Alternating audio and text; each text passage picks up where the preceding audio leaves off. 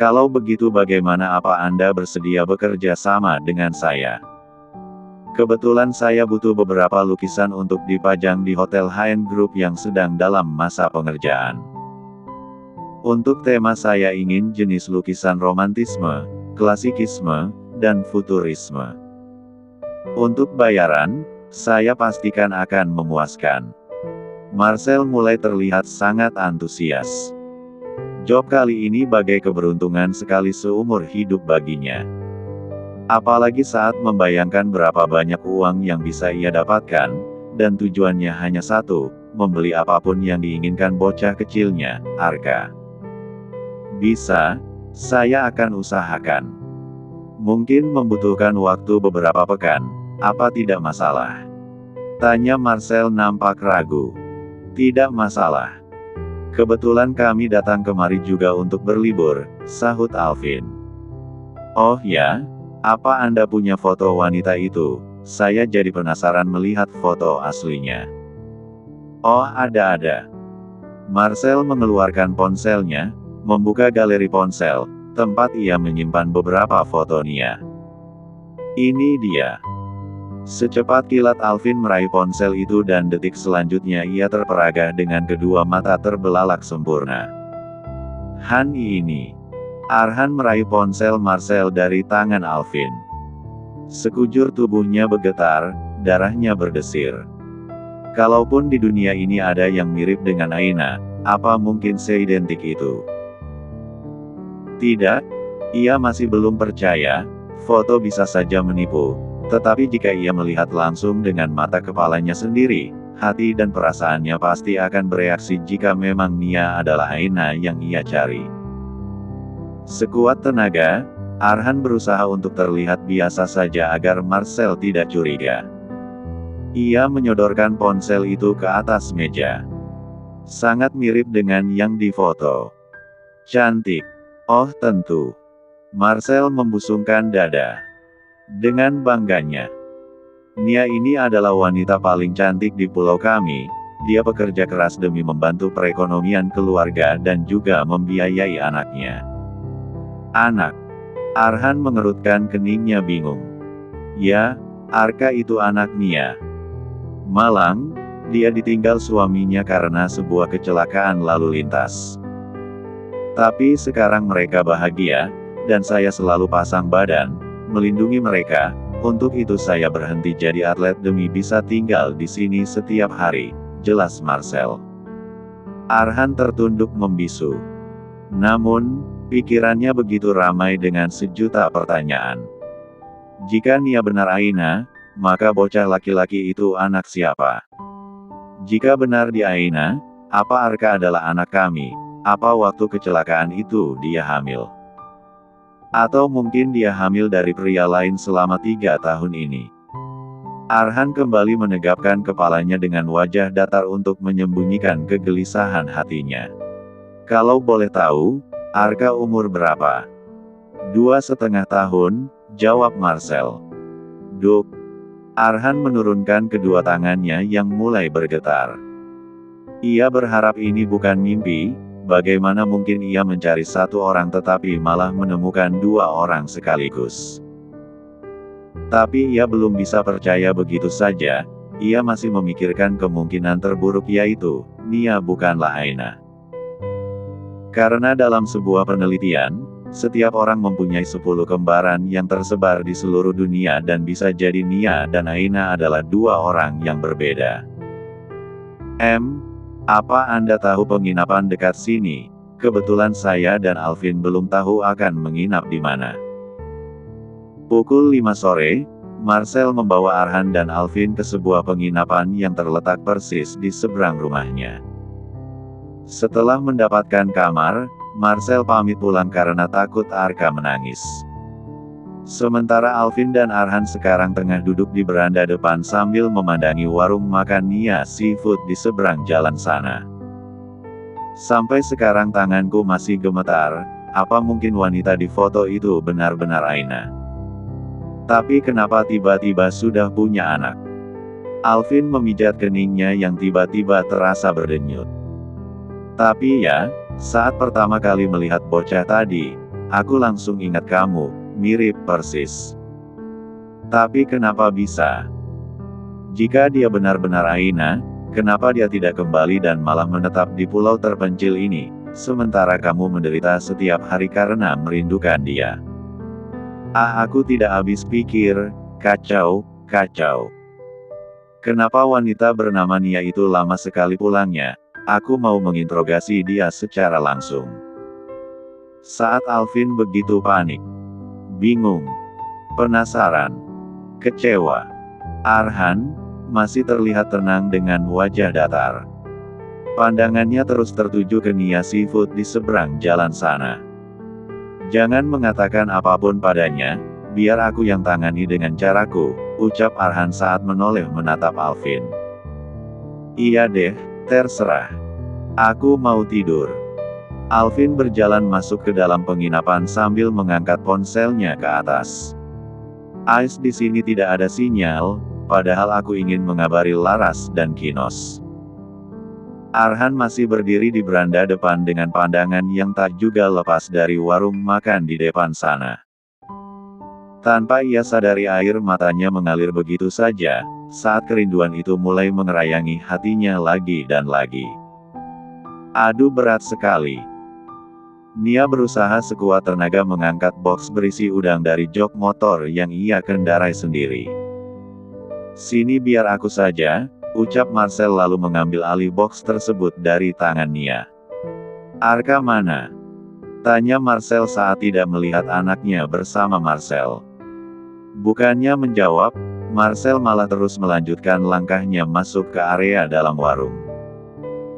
Ia meletakkan box tersebut di depan kulkas lalu kembali berbalik menatap Nia, yang sejak tadi mengikutinya dari belakang. Arka mana? Aina kembali mengulang pertanyaannya. Ada di penginapan Bu Meli, jawab Marcel sambil mengelap tangannya dengan kain bekas yang ia dapatkan di atas meja. Kenapa kamu bawa ke tempat Bu Meli? Nanti kalau dia ngerepotin orang lagi bagaimana? Minggu lalu saja aku merasa tidak enak karena Bu Meli memberikan banyak jajanan dan buah anggur kepada Arka, ucap Nia kesal. Dia mau ke sana ada wisatawan baru, orang kaya. Arka kan paling suka kalau tahu ada wisatawan banyak duitnya. Aku kenal wisatawan itu, tadi kami baru saja membicarakan kerjasama, ucap Marcel dengan bangganya. Lah tuh kan. Ini yang lebih parah. Aku tidak mau dia malakin wisatawan yang menginap di sana, ucap Nia yang semakin panik.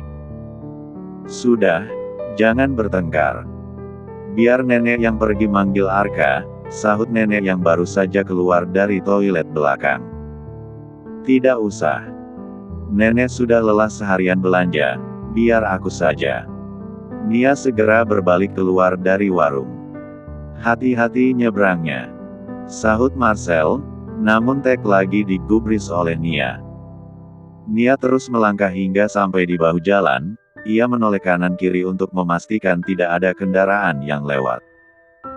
Sebelum menyeberang ia masih sempat-sempatnya menciumi pakaian yang ia pakai sejak pagi hingga malam hari. Bau ikan lagi. Entahlah, pokoknya aku harus jemput Arka sekarang. Tanpa buang waktu lagi Nia segera menyeberang. Sementara itu di taman belakang penginapan, Arka dan Alvin duduk berhadapan, menunggu Arhan yang sedang mandi. Sementara sang pemilik penginapan sedang membuat kudapan. Sejak tadi Arka sibuk mengemut permen lollipop pemberian Bu Meli, seraya sesekali melirik Alvin dengan raut wajah dingin. Alvin pun jadi salah tingkah sendiri karena bocah kecil itu meliriknya dengan sinis. Ia tahu, Arka pasti dendam karena ulahnya siang tadi. Hei bocah kecil. Apa? Tanya Arka datar. Sudah lama sekulkas ini, gejala awalnya bagaimana? Apa ini bawaan lahir? Pipi Arka menggelembung cemburut, ia memilih untuk mengabaikan pertanyaan Alvin. Arka, kamu di mana? Arka segera berdiri dari posisi duduknya saat mendengar suara itu. Bubu, Alka di sini. Ia melompat-lompat sambil melambaikan tangannya. Spontan Alvin menoleh ke belakang dan duk. Ia hampir terjungkal dari kursi saat melihat wanita yang sedang melangkah cepat ke arahnya dan Arka. Aina. Nia merentangkan kedua tangannya menyambut Arka dengan pelukan. Bubu rindu sekali seharian tidak bertemu Arka. Kenapa tidak tunggu Bubu di rumah saja? Alka bosan, Om itu juga membosankan, ucap Arka sambil menunjuk Alvin yang tengah diam terpaku di samping pilar. Arka, tidak boleh bicara seperti itu. Nia melepaskan pelukannya lalu berbalik menghampiri Alvin. Maaf, Tuan. Anak saya memang sering asal ngomong. Oh tidak apa. Alvin masih tidak bisa mengontrol ekspresi wajahnya saat kembali menatap wajah itu lagi setelah sekian lama. Di tengah rasa panik yang mendera, pandangannya menangkap Arhan yang baru saja keluar dari kamar dengan pakaian santai. Arhan, aku di sini. Alvin mengangkat tangan kanannya tinggi ke atas. Spontan Arhan langsung menoleh, ia memutar langkah, menghampiri Alvin yang tengah melambaikan tangan ke arahnya. Tadinya ia melangkah dengan santai saja, tetapi ketika wanita di hadapan Alvin berbalik melihatnya, tubuh Arhan membeku, ringkih, lemas. Bubu, Om itu baik, tadi kasih Baba uang, ucap Arka membuyarkan lamunan bubunya. Benarkah? Setelah mendapatkan penjelasan dari Arka, ia tahu bahwa pria itu adalah orang yang disebut Marcel tadi. Entah mengapa jantung Nia berdetak begitu kencang saat memandangi pria yang berdiri sekitar 5 meter darinya. Perlahan Nia melangkah mendekati Arhan. Semakin dekat hingga akhirnya ia berhenti sambil mengulurkan tangannya. Saya Nia. Anda orang yang sebut Marcel itu kan? Alvin yang mengerti situasi, segera menggedong paksa Arka, pergi dari tempat itu. Kita beli permen satu pabrik yuk. Arhan masih terpaku dengan tatapan tak percaya. Kedua mata itu, bibir, nada suara, bahkan cara berjalannya pun masih sama. Ia tidak mungkin salah orang, wanita itu adalah Aina Kiara, istrinya. Rasanya Arhan ingin berhambur memeluk sang istri lalu menangis sejadi-jadinya, tetapi sekuat tenaga ia berusaha melawan egonya demi mencari tahu sebenarnya apa yang terjadi hingga Aina berubah menjadi Nia dan wanita itu sama sekali tidak mengenalinya. Perlahan Arhan mengangkat tangannya, menjabat tangan Nia dengan erat. Saya Arhan. Arhan Adiaksa. Duk. Raut wajah Aina seketika berubah pias. Jantungnya berdebar-debar tidak jelas. Suara pria ini, seperti tidak asing, aku sering mendengarnya tapi di mana, batin Nia. Nia melepaskan jabatan tangannya, menatap Arhan dengan lekat. Apa kita pernah bertemu, sebelumnya? Suara Anda terdengar tidak asing. Arhan tertunduk saat tak bisa menahan air matanya yang mengalir begitu saja. Cinta yang telah lama hilang, terkubur dalam kenangan pahit, kini kembali menyapa dan memperkenalkan diri sebagai orang asing. Sungguh ini pukulan berat untuk Arhan. Namun, lagi-lagi ia tidak mau goyah. Tuan, Anda baik-baik saja? Tanya Nia saat melihat Arhan sedikit aneh. Kedua tangan Arhan tercengkram erat berusaha menahan diri, menekan keinginannya, tetapi sepertinya kali ini ia tidak bisa. Rasa cintanya lebih besar dari pendiriannya. Arhan menarik tangan Nia dan langsung membawa wanita itu ke dalam pelukannya. Ia mulai menangis tanpa suara. Sungguh ia sangat rindu, entah alasan apa yang akan ia katakan kepada Nia nanti, yang jelas sekarang ia ingin meluapkan kerinduannya setelah detik, menit, bulan, tahun yang berlalu sia-sia. Kedua mata Nia membulat sempurna, kaget. Namun, entah mengapa ia tak bisa memberontak, melepaskan diri. Lisannya pun tak dapat mengeluarkan sepatah kata pun. Detik demi detik berlalu, Aina sempat membeku karena tiba-tiba dipeluk pria asing yang tidak ia kenal. Saat merasa yang terjadi ini adalah sebuah kesalahan yang tak seharusnya dilakukan, Aina segera melepas pelukannya. Melangkah sedikit menjauh, dengan tatapan bingung sekaligus sedikit kesal. Anda tidak seharusnya memeluk orang sembarangan, memangnya kita seakrab itu. Arhan yang sempat tertunduk saat menyeka air matanya, kini kembali memberanikan diri menatap Aina. Entah kapan terakhir kali ia selega ini, energinya terisi penuh hanya karena memeluk wanita itu sebentar. Tadi kamu bertanya apa kita pernah bertemu, jadi aku memelukmu untuk memastikan, tapi ternyata aku salah orang. Kedua mata Nia membulat. Hah, memastikan tidak harus memeluk begitu. Wah, Anda yang pikir saya wanita apa? Tuan, asal Anda tahu saja saya ini jago bela diri loh. Arhan berusaha menahan senyum yang hendak mengembang. Di luar rasa penasarannya kenapa sang istri bisa amnesia, Arhan merasa Aina semakin tangguh dan sedikit tomboy. Ia malah semakin tertantang untuk menaklukkan wanita itu dari awal lagi. Ia ingin merasakan dan mengetahui kehidupan seperti apa yang dilewati Aina tanpa ada dirinya. Dan saat semua itu terjadi, ia berharap Aina bisa kembali mengumpulkan potongan ingatan tentang dunia yang sudah ditinggalkan selama 3 tahun belakangan. Perlahan ia mendekat, sambil berpangku tangan. Menarik. Tapi kamu tetap seperti kupu-kupu kecil di mataku. Ia mengerahkan tangannya, mengusap pelan pucuk kepala Aina. Sampai jumpa besok, Nia.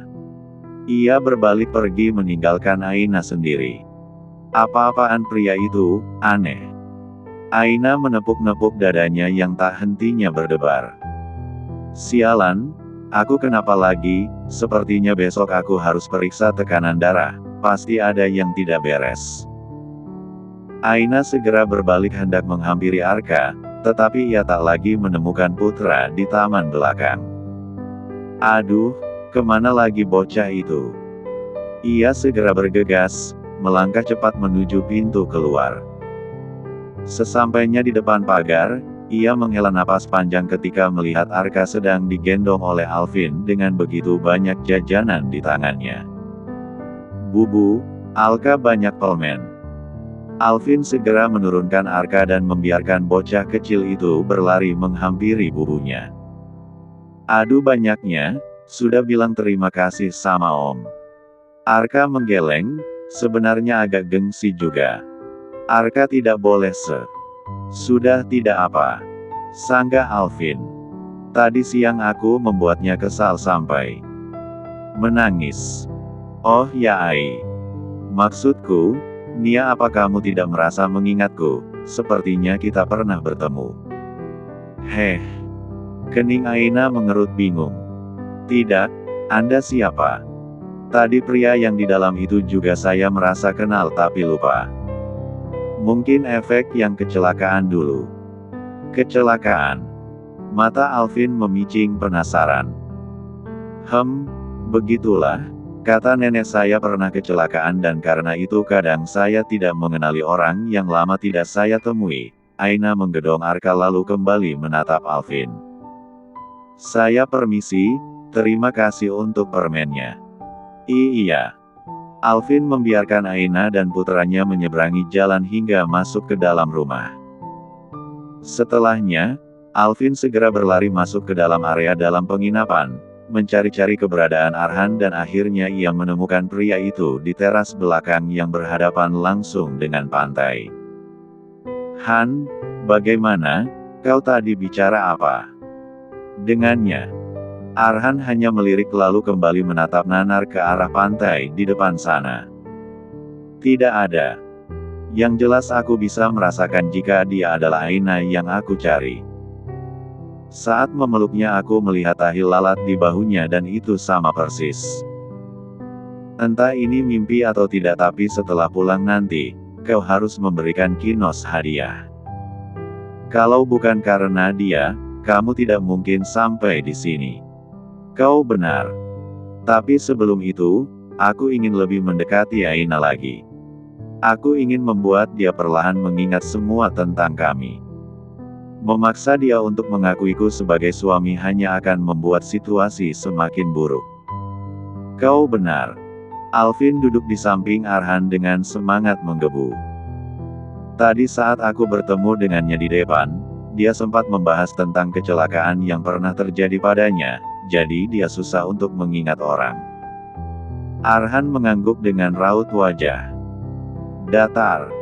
Sudah aku duga. Untuk saat ini aku hanya ingin berada di sampingnya, lebih lama untuk memahami dirinya yang sekarang. Kau boleh pulang, kalau mau. Aku memang mau pulang. Alvin memperlihatkan gulungan kertas berisi rambut kecil-kecil. Tadi saat di toko sembako aku pinjam gunting, aku ambil rambut Arka sedikit untuk bahan tes DNA. Raut wajah Arhan berubah kesal. Kau meragukan kalau Arka bukan anakku? Tidak sih. Aku sangat tahu tampangmu saat kecil sangat mirip dengan bocah itu, tapi apa salahnya memastikan agar lebih jelas? Pandangan Arhan kembali beralih ke arah lepas pantai. Bahkan jika selama 3 tahun belakangan ini dia pernah tidur dan hamil dari pria lain, aku tidak akan meninggalkannya. Itu bagian dari janji setiaku saat pertama kali memutuskan untuk jatuh cinta sepenuhnya kepada Aina. Sadis. Alvin mengacungkan kedua jempol tangannya ke hadapan Arhan. Arhan. Bucin Adiaksa memang terniat. Tapi, aku yakin meskipun istrimu kehilangan ingatannya, dia tidak akan merendahkan harga dirinya. Kau ingat dia wanita suci dari Gang Guci. Kau sendiri yang membuktikannya bukan? Arhan tersenyum tipis saat mendengar ucapan Alvin. Sepertinya malam ini ia akan tertidur nyenyak. Meski tak bisa mendekap Aina yang begitu ia rindukan, setidaknya saat ini Arhan bisa lega karena berhasil menemukan separuh jiwanya.